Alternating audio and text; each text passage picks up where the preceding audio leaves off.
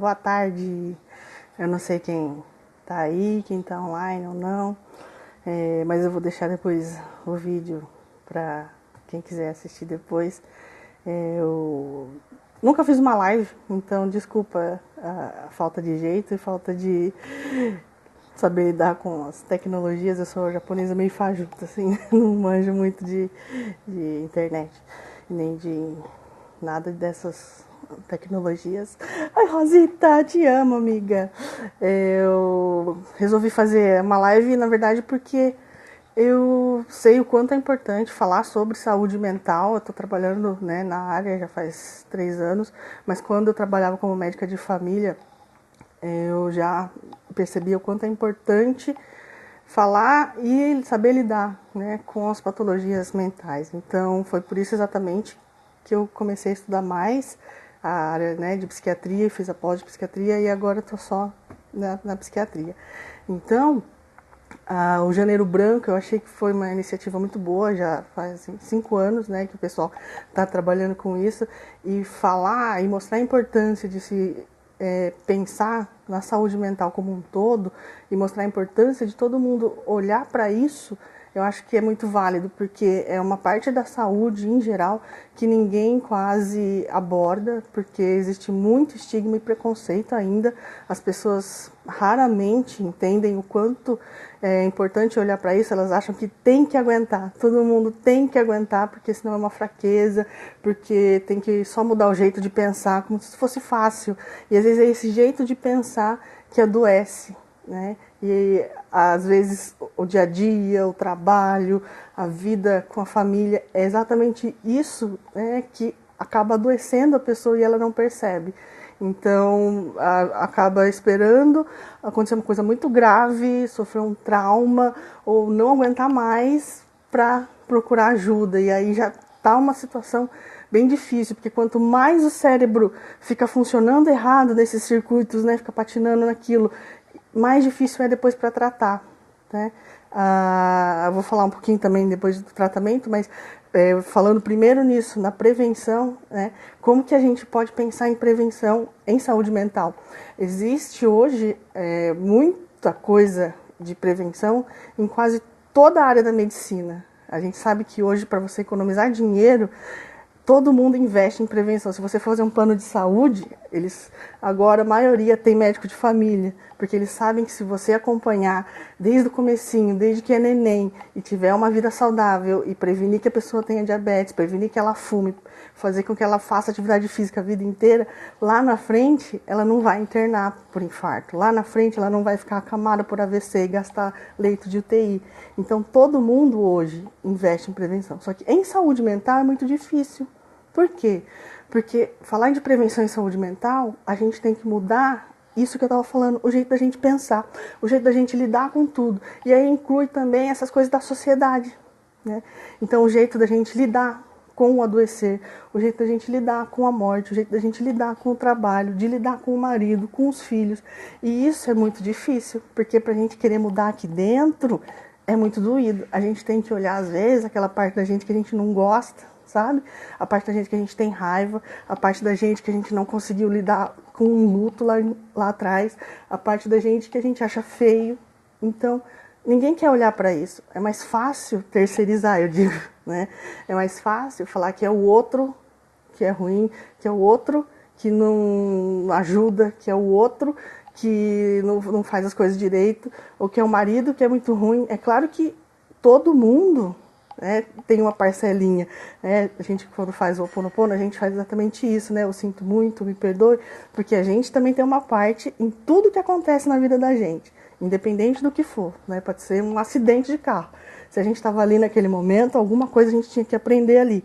Pode ser um acidente do nada, mas se a gente estava ali naquele momento, naquele segundo, tinha um porquê, né?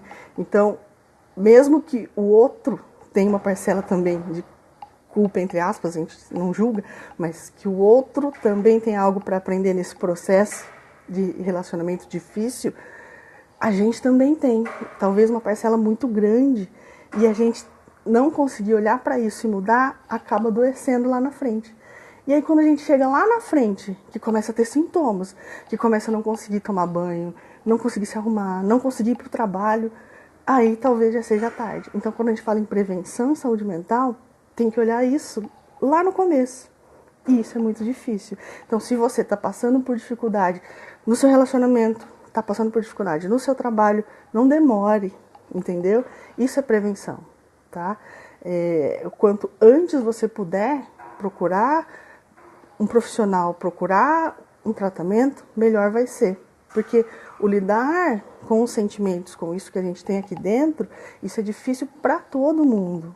A gente não nasce sabendo.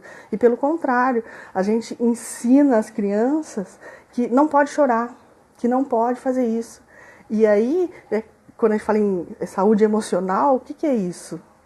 A saúde emocional é como a gente lida com os sentimentos e com os fatos de uma forma saudável. Porque sentimento é o que a gente sente e emoção é como a gente lida com aquele sentimento. E nem sempre isso é saudável, porque a gente não aprendeu. Tá? Então, a gente aprender a fazer isso de uma forma natural, equilibrada e sem adoecer e sem começar a ter esses pensamentos, né, que vão alterar o funcionamento do cérebro, né, esses pensamentos ficam assim, a gente chama de intrusivo, né, o reentrante fica, mas eles vão perceber que eu tô nervosa, mas não sei o que, mas eu não posso fazer nada errado, mas se não der certo vão falar mal de mim, mas a minha família acha que eu sou ruim, mas sabe, a mais, isso adoece, entendeu? Então quando você começa a não saber lidar com a situação, procure ajuda. Entendeu?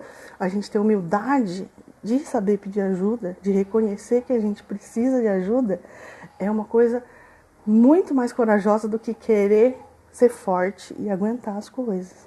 Tá?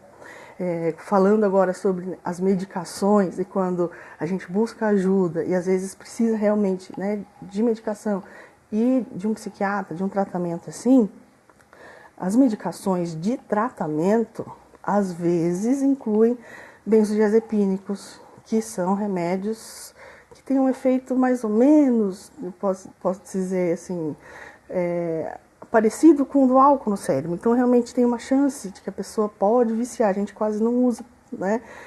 Porque existe esse risco. Então não é todo remédio, né, psicotrópico que vicia. Os remédios de tratamento de ansiedade e depressão, eles ajudam a regular os neurotransmissores, não são coisas que vão te viciar. É claro que se você está tomando e você para de repente, você vai sentir mal, mas isso não quer dizer que seja uma síndrome de abstinência, que nem a pessoa que é alcoólatra e bebe todo dia, quando para de beber, o corpo vai sentir a falta do álcool e vai, né, dar sintomas, pode até convulsionar, pode dar parada respiratória, é uma coisa grave. Tá? Isso é síndrome de abstinência do álcool. Quando você toma um remédio todo dia para tratamento de ansiedade e depressão, não é exatamente isso que você tem, mas não pode parar de repente do jeito que quer. Tá? Os remédios de tratamento, às vezes, são longos, então as pessoas acham que estão viciadas e que não pode mais parar de tomar remédio, mas não é por isso, é porque demora para ele começar a fazer o efeito, para ele começar a regular esses neurotransmissores e esses circuitos, às vezes demora 2, 3 semanas, quase um mês para vocês perceber algum efeito. Então tem que ter paciência, não adianta tomar no dia que está nervoso, no dia que aconteceu alguma coisa, porque ele não vai fazer efeito naquele momento, entendeu? E aí, que se a pessoa não adere ao tratamento, não faz direitinho, não adianta só querer fazer as outras coisas. É claro que é muito importante essas outras coisas, que é isso que eu ia falar. É possível depois você conseguir viver e ficar sem medicação? Sim, tem paciente que eu já dei alta e que a pessoa fica super bem, fazendo atividade física, fazendo terapia e passa anos bem. Talvez ela nunca mais vai ter nenhum episódio de depressão, ou talvez possa voltar a ter. A gente não sabe o futuro, mas que a gente sabe que por ressonância funcional magnética, a gente sabe que o cérebro muda a estrutura e muda o funcionamento quando a gente faz atividade física extenuante, quando a gente faz terapia, quando faz meditação, quando faz yoga. Então essas coisas ajudam. Às vezes sozinhas elas não vão conseguir fazer o seu cérebro voltar a funcionar normal. Mas que se você não fizer junto, provavelmente o remédio sozinho também não vai fazer um milagre. Ontem eu estava conversando com o gerente de uma unidade onde eu comecei a trabalhar e a unidade oferece um monte de coisa, dança circular, meditação. Só que as pessoas só vão lá querer receita, quer renovar receita. E isso não traz qualidade de vida e nem traz saúde de verdade. Porque a pessoa, se ela começar a ir fazer atividade física, se ela começar a fazer uma rede de apoio, amizade, começar a ter outras atividades no dia a dia dela, isso vai trazer bem-estar, vai trazer outras coisas no cérebro que ele vai criar caminhos diferentes desses circuitos errados, e isso ajuda, tá? Porque não adianta também dar o remédio e a pessoa, por exemplo, se alimentar super mal, porque hoje a gente sabe também que até as bactérias no intestino, o que você come, os ácidos dos graxos do intestino, interferem em como o seu corpo vai ter ou não neurotransmissor. Então não adianta tomar um remédio se não tem neurotransmissor ou se o neurotransmissor não funciona. Então, não adianta também você tomar o remédio e fumar 3 maços de cigarro por dia, porque também o efeito do remédio também não vai ser igual, ou talvez nem funcione. Então, tudo que você faz fora tomar a medicação interfere. E às vezes, sim, é possível que se você tratar direitinho, se você fizer esse mundo de outra coisa e mudar o seu jeito de ser, de olhar a vida, mudar o padrão de pensar, talvez você possa, né, ficar sem medicação depois de um tratamento correto. Só que é preciso fazer esse tratamento, tá?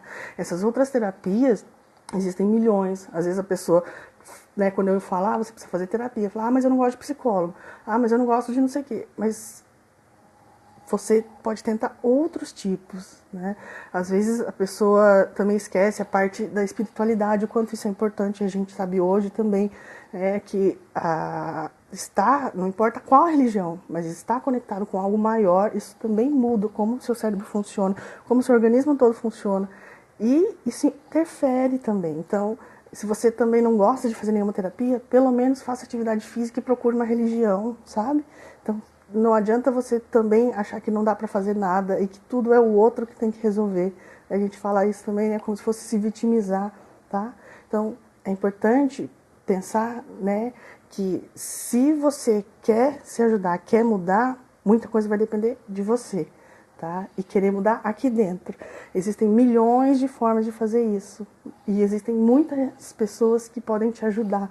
Procure ajuda qualificada. Procure tentar mudar a sua forma de olhar para o que está acontecendo à sua volta, olhar para como as pessoas lidam com você, porque aí, se você mudar aqui, tudo em volta muda, tá? É como um mobile, tá? Que tá ali atrás, né?